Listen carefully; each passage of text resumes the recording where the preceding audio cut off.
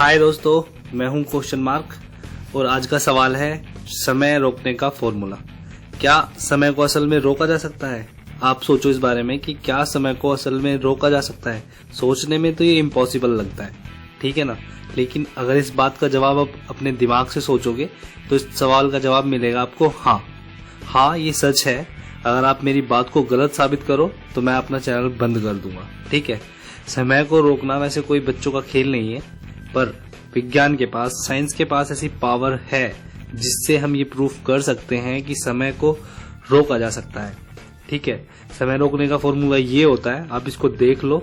और अगर आपको इसका प्रूफ देखना है तो आगे पूरी वीडियो देखो, आपको आसानी से समझ में आ जाएगा। ओके, अब आपने ये तो सुना होगा कि चाल बराबर दूरी बटे समय होता है, means speed equal to distance by time होता है।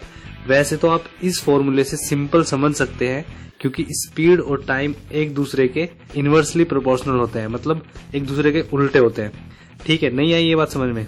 अगर ये बात आपकी समझ नहीं आई है तो इस बात को समझने के लिए आपको एक एग्जांपल देखते हैं। जैसे आपको यहाँ से यहाँ जाना है, ठीक है। कोई दूरी मान लो कि यहाँ से यहाँ तक आपको जाना है और वहां जाने के लिए आपको कोई टाइम लग रहा है, ठीक है। तो उसमें अगर आप कम स्पीड से चलते हो तो आपको ज्यादा टाइम लगेगा, अगर आप ज्यादा स्पीड से चलते हो तो आपको कम टाइम लगेगा। मतलब यहाँ पर साफ दिख रहा है ये एक दूसरे के उल्टे हैं, जिसका सीधा सा मतलब ये है कि अगर आप हाई स्पीड पर चल रहे हैं तो टाइम स्लो हो जाता है, और अगर आप स्लो स्पीड पर चल रहे हैं तो टाइम बढ़ जाता है, मतलब टाइम की स्पीड बढ़ जाती है। एक दूसरे के इनवर्सली प्रोपोर्शनल है, ये बात आप इस तरीके से समझ सकते हो, ठीक है। तो आपको अब आगे क्या करना है, बस इस बात को हमें ये ध्यान रखना है कि यहाँ पर हम इतनी स्पीड से नहीं चलते हैं कि जो टाइम डायलेशन होता है, मतलब जो टाइम में कमी आती है, इतनी स्पीड पर हम चलते हैं 100, 200, 300, 500, वो हमें दिखाई नहीं देती है, क्योंकि वो बहुत ज्यादा कम होती है, उसको हम नहीं नाप सकते हैं, वो बहुत माइनर होती है, इसलिए उसे हम नेग्लिजिबल मान सकते हैं। तो ठीक इसी तरह से जैसे यहाँ पर टाइम में डायलेशन हो रहा है, इस डायलेशन को असली मैग्नीट्यूड निकालने के लिए कि असल में कितना डायलेशन हो रहा है, उस चीज को निकालने के लिए हम प्रूफ कर सकते हैं, ठीक है। तो उस चीज के लिए चाहिए होगा हमें एक ऐसी गाड़ी या ऐसा यान जो लगभग ऐसी स्पीड से चल रहा हो जो लाइट के आसपास की स्पीड हो। ओके, मतलब ये बहुत ज्यादा हाई स्पीड हो जाएगी, ऐसा पॉसिबल नहीं है, लेकिन मान सकते हैं थियोरेटिकली कि ऐसा यान है जिसकी स्पीड लगभग लाइट के आसपास की स्पीड है।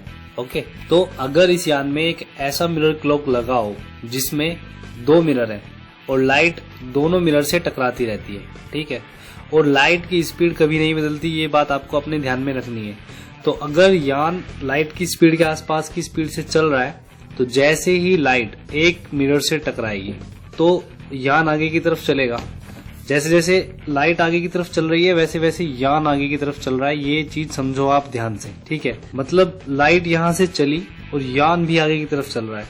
तो लाइट जब तक दूसरे मिरर से टकराती है तो जब तक यान थोड़ा आगे जा चुका होता है तो उसमें क्या होता है, लाइट को थोड़ा रास्ता अपना तिरछा तय करना पड़ता है, जिससे कि यान से वो उसी मिरर से टकराए जिससे पहले वो टकरा रही थी, क्योंकि लाइट की स्पीड कभी चेंज नहीं होती है, उसको वहीं टकराना है जहां उसको टकराना है, ठीक है। तो क्योंकि अब लाइट को तिरछा रास्ता तय करना पड़ रहा है, डायगोनल रास्ता तय करना पड़ रहा है, तो इसलिए इस रास्ते की लंबाई सीधे रास्ते की लंबाई के मुकाबले ज्यादा है। तो अगर ये डिस्टेंस हमें निकालनी हो कि एक्चुअल में कितनी है, तो इस चीज को निकालने के लिए speed equal to distance by time का फॉर्मूला लगाकर आप यहाँ पर स्पीड c है, लाइट की स्पीड c होती है, और इस डिस्टेंस को कवर करने में कुछ समय लगेगा जिसे हम t कह सकते हैं। तो ये डायगोनल डिस्टेंस इक्वल टू हो जाएगी ct। और अगर यान द्वारा कवर की गई डिस्टेंस अगर निकालें तो अगर यान v स्पीड से चल रहा हो तो उसकी डिस्टेंस आएगी vt। तो अब अगर ऐसी कंडीशन को देखें जिसमें यान रुका हुआ है, तो जो लाइट है वो दोनों मिरर से बिल्कुल सीधी रेखा में टकराएगी, मतलब तिरछा रास्ता नहीं तय करना पड़ेगा उसको, वो बिल्कुल सीधी एक दूसरे से टकराएगी। तो अगर हम इस डायग्राम को पूरा करते हैं, मतलब जब यान रुका हुआ था और जब यान स्पीड से चल रहा है, अगर इन दोनों डायग्राम को हम मिलाएं तो ये लाइन यहाँ पर मिलकर एक राइट एंगल ट्रायंगल बनाती है, ठीक है।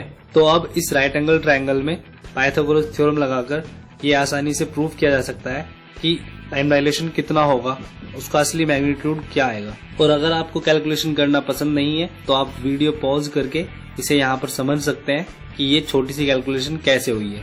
तो अगर आपके दिमाग में कोई सवाल रह गया है तो आप हमें कमेंट कर सकते हैं, हम उसका जवाब आपको जरूर देंगे। और ऐसी साइंटिफिक नॉलेज के लिए हमारे चैनल को सब्सक्राइब करें, लाइक करें